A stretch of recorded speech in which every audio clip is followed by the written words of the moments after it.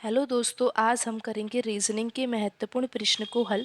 और दोस्तों, इन प्रश्नों के अभ्यास के माध्यम से आप अपनी किसी भी परीक्षा की तैयारी को बेहतर कर सकते हो। आइए दोस्तों, शुरू करते हैं आज का पहला प्रश्न। दोस्तों, आज हम क्वेश्चन नंबर 27 को हल करेंगे। और आप यहाँ पर देख सकते हो कि इस प्रश्न में वृत्त की आकृति दी हुई है और प्रत्येक आकृति में संख्याएं लिखी हुई है।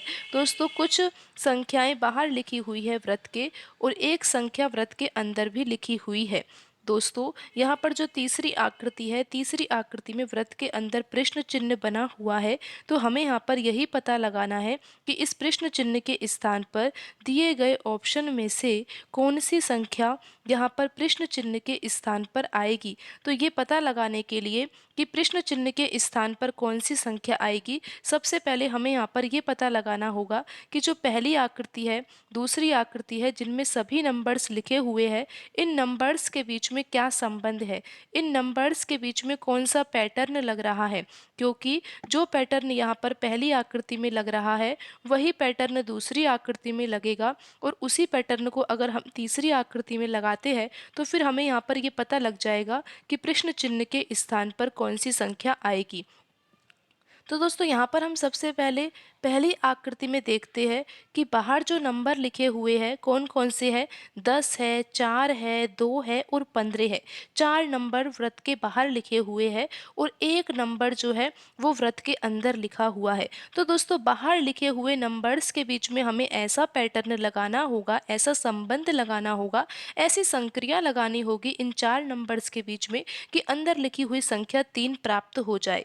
तो दोस्तों, ये पता लगाना बहुत ही आसान है दोस्तों। लेकिन अगर हम ऐसे प्रश्नों का अभ्यास नहीं करते हैं और परीक्षा में ऐसे प्रश्न अगर पूछे जाते हैं, तो फिर परीक्षा में ऐसे आसान प्रश्नों को भी करने में हमें ज़्यादा समय लगता है। तो दोस्तों, रीजनिंग का आपको ज़्यादा से ज़्यादा अभ्यास करने चाहिए और ऐसे प्रश्नों का तो अभ्यास करना ही चाहिए जो पहले परीक्षा में पूछे गए प्रश्न हैं। और दोस्तों, यहाँ पर जो भी प्रश्न आपको कराए जा रहे हैं वो परीक्षाओं में पूछे गए प्रश्न हैं, तो आपको ऐसे प्रश्नों का अभ्यास करना चाहिए।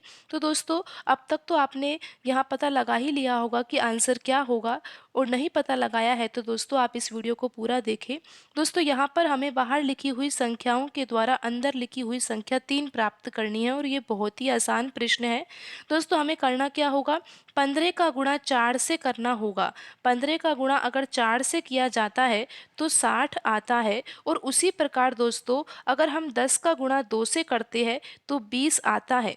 और दोस्तों, अगर 60 में 20 से भाग दिया जाता है तो जो आंसर आता है वो क्या आता है, 3 ही आता है, और अंदर लिखी हुई संख्या 3 ही है। तो कैसे किया हमने ये सवाल, दोस्तों यहाँ पर 15 का गुणा 4 से किया तो 60 आंसर आया, 10 का गुणा 2 से किया तो 20 आंसर आया, और 60 में जब 20 से भाग दिया तो यहाँ पर आंसर आया 3, और अंदर लिखी हुई संख्या भी 3 ही है।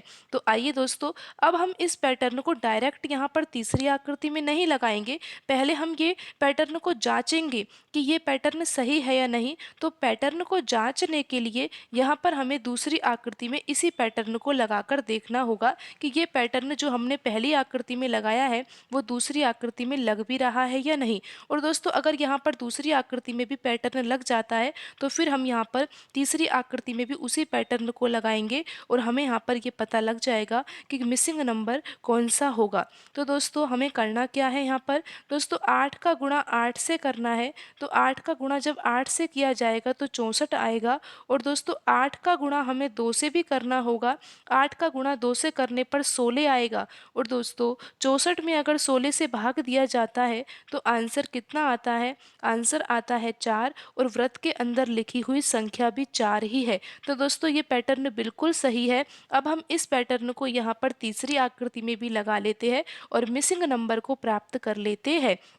दोस्तों, 10 का गुणा 12 से करना होगा। 10 का गुणा 12 से किया जाएगा तो दोस्तों 120 आएगा, और 2 का गुणा 3 से करने पर 6 आएगा, और दोस्तों 120 में जब 6 से भाग दिया जाता है तो भागफल कितना आता है, भागफल आता है दोस्तों 20। और दोस्तों, आप यहाँ पर देख सकते हो कि जो ऑप्शन लिखे हुए हैं उनमें से जो ऑप्शन 4 है उसमें 20 ही लिखा हुआ है। तो यहाँ पर जो सही आंसर होगा वो ऑप्शन 4 होगा। दोस्तों कैसे 20 आंसर आया है? दोस्तों यहाँ पर 10 का गुणा 12 से किया गया है तो 120 आया है। 2 का गुणा 3 से किया गया है तो 6 आया है, और फिर 120 में 6 का भाग दिया गया है तो आंसर आया है 20। तो दोस्तों व्रत के अंदर प्रश्न चिन्ह के स्थान पर कौन सी संख्या आएगी? 20 आएगी। तो दोस्तों इस तरह से आप इन प्रश्नों को आसानी से हल कर सकते हो। दोस्तों आज की वीडियो में इतना ही। मिलते हैं अगली वीडियो में। धन्यवाद दोस्तों।